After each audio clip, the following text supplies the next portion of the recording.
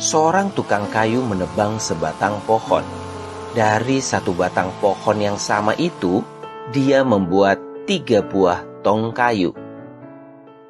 Tong kayu yang pertama digunakan untuk menampung sampah.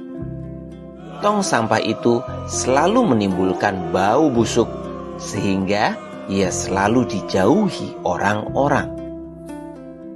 Yang kedua digunakan untuk menampung air, dan orang-orang selalu mencarinya setiap hari.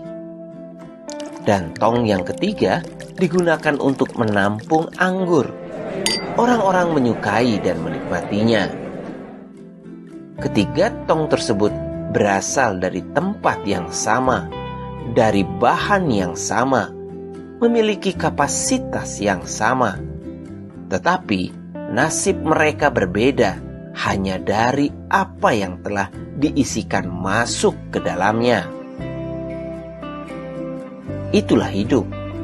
Apa yang Anda pelajari dan isi ke dalam diri Anda akan menentukan bagaimana jalan hidup Anda ke depan dan bagaimana orang-orang akan menilai diri Anda. Karena itu, jangan mengisi kehidupan kita dengan hal-hal yang negatif. Lebih banyaklah mengisi hidup dengan hal-hal positif, agar kehidupan kita juga menjadi lebih positif bagi diri sendiri, juga bagi orang lain.